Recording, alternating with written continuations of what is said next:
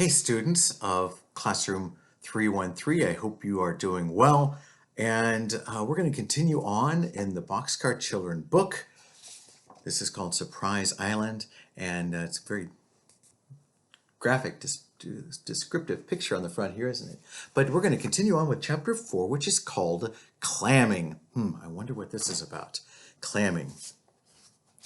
Here's the title there. You can see it. Clamming. All right. The children walked through the beach grass and sat on the sand. "Jessie, look at that!" cried Benny, pointing. As he spoke, a stream of water shot out of the sand. But Henry did not stop to see how pretty it was. "Clams!" he shouted. He jumped up and took a stick from the beach. The rest of the children and the dog ran to watch Henry as he began to dig. Sure enough, he took a real clam from the wet hole. "Oh, I wish I had a shovel!" cried Henry. "There are lots of clams here. See that hole and that hole and that hole? Let's run up and get 2 big spoons." "And the dishpan," cried Jessie.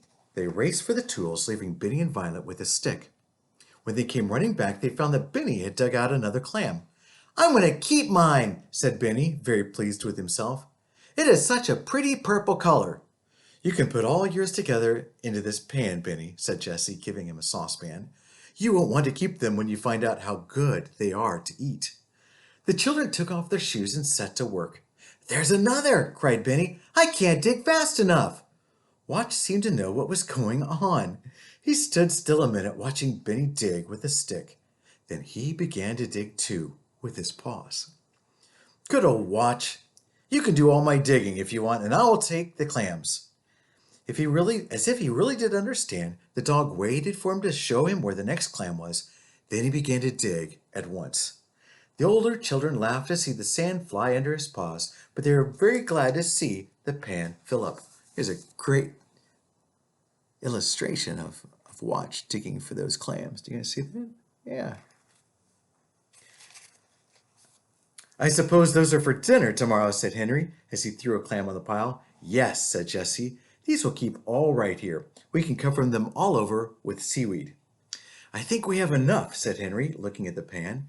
He went to the water and pulled out a lot of seaweed. He spread this carefully over the clams. "I wish we knew what was around that next point," he said. "Let's find out." "We're exploring now, Benny. You must keep your eyes open." Benny's eyes were certainly open when he went around the point. In the water near the beach was a little raft. "Oh, I know that Grandfather fixed this place for us to swim in," said Benny. "Of course he did," said Henry. "The water here can't be over my head, but it's deep enough for swimming." The children explored until 3 o'clock. Then they all agreed to go swimming and went back to the rooms to put on their suits. When they came back to the beach, they all walked together into the water. "Cold," said Benny, walking out again. "I like warm water." "That's because you're not in all over," said Jessie. "You just watch Henry and you'll soon like it." They all watched Henry as he went quickly into the water and began swimming hand over hand to the raft. Watch swam along beside him. "It's great," Henry shouted as he sat on the raft. "Come on out, Jessie." "I will, just as soon as I get Benny in," she called back. "You'll never be warm unless you go in all over, Benny." But Benny would not go in. He sat in his swimming suit, throwing stones into the water. Violet was down by the beach looking for seaweed. She said she would stay with Benny while Jessie swam out to the raft. As Jessie and Henry sat with their feet in the water, they saw a man coming. "It's Joe," said Henry. It was Joe, and Joe was wearing a swimming suit. Henry watched as Joe came along the beach and sat down beside Benny. "How was the water today?" asked Joe. "It's awfully cold. It's like ice melted." "I guess that's because you haven't been in all over," said Joe, smiling. Yes, that's what Jessie says," said Benny. "This is called rockweed," said Joe, suddenly, as Violet picked up a long piece of brown seaweed. "There are beautiful seaweeds around here. See the dark green one on the sand? And here's another red one. Look, there's a piece of it in that wave."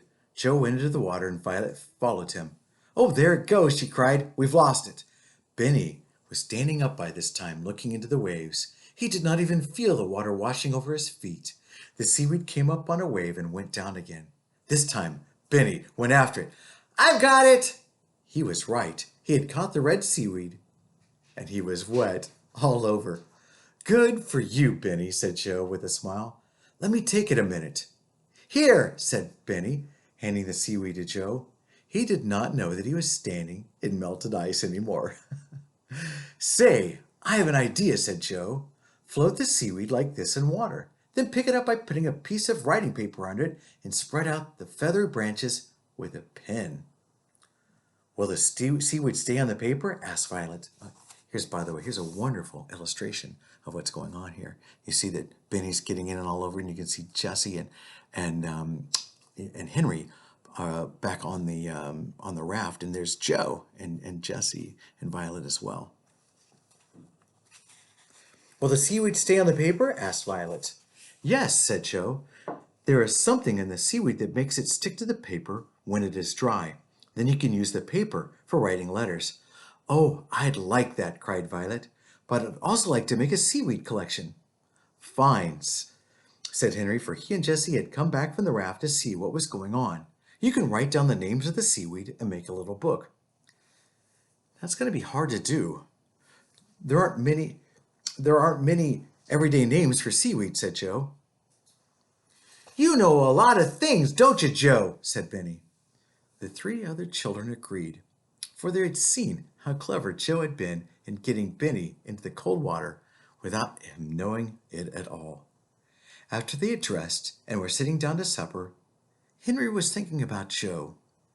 Later, when he was in bed, he thought, Joe is a very strange, very different handyman to know the names of different kinds of seaweed. And that is the end of chapter 4. It's a little shorter chapter today. Tomorrow we're going to be reading a chapter 5, which is Summer Plan. Wasn't it interesting, though, how Joe got Benny to get into the water without him realizing how cold it was by saying that you're not in all over? I think you know what he means by that, and that means that you're not completely wet. Because sometimes when you get into water and it's a little bit chilly, you start getting in and it's like, oh my goodness, it's so cold. And then you get in further and further. But the longer you stay there, the easier it is to stay because you get used to it. Your body gets used to the temperature. And then when you get out, it's like, oh my goodness. And you go right back into the water and it's wonderful. Anyway, thank you for listening. And tomorrow, like I said, I will read to you Summer Plan.